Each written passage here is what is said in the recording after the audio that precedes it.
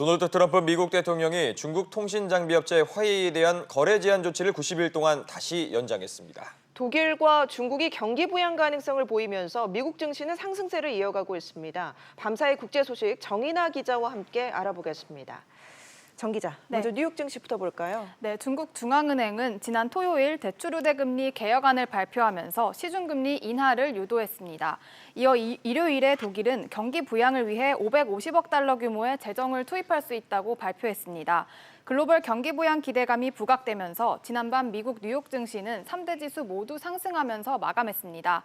다우지수는 장중 290포인트까지 오르면서 지난주보다 0.96% 오른 26,135.79에 마감했습니다. S&P 지수는 IT 기업 주가 강세로 1.21% 오른 2,923.65에 장 마감했고요. 나스닥 지수도 1.35% 상승하며 8,000선을 회복했습니다. 10년 만기 미 국채 금리는 1.61%로 지난주보다 0.066%포인트 올랐습니다. 네, 무역 갈등 완화 기대감도 커졌죠. 네, 미국은 지난 5월 화웨이와 68개의 계열사들을 거래 제한 대상 기업으로 정했는데요. 화웨이 장비를 쓰는 미국 내 기업과 소비자들의 피해를 막기 위해 임시로 90일 동안 거래 제한 조치를 유예했었습니다. 미국 현지 시간으로 어제 윌버 로스 미국 상무부 장관이 화웨이에 대한 거래 제한 조치를 올해 11월 18일까지 90일 더 연장한다고 밝혔습니다. 다만 로스 장관은 화웨이 계열사 46곳을 블랙리스트에 추가해 거래를 제한하겠다고 덧붙였습니다.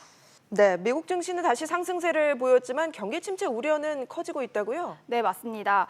전미실물경제협회가 미국의 경제 전문가 226명을 상대로 조사한 결과에 따르면 전문가 중 74%가량이 내후년까지 미국이 경기 침체에 빠질 것으로 전망했습니다.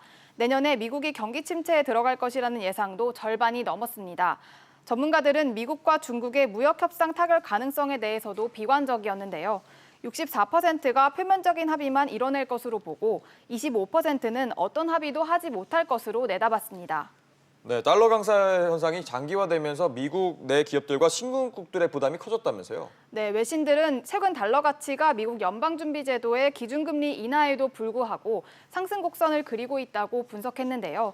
주요 6개 통화에 대한 달러 가치를 반영한 ICE 달러 인덱스는 현지 시간으로 어제를 기준으로 98.37로 2년여 만에 최고치를 기록했습니다. 전문가들은 이에 따라 미국 내 수출 기업들은 가격 경쟁력이 떨어져 실적에 부정적인 영향을 끼칠 것으로 전망했습니다. 신흥국의 경우 강달러로 인해 달러 표시 부채 상환 부담이 더 커질 것으로 내다봤습니다. 국제금융협회에 따르면 신흥국 기업과 정부의 달러 표시 부채 규모는 올해 1분기 말 기준 6조 4천억 원 달러에 달합니다. 알겠습니다. 정 기자 얘기 잘 들었습니다.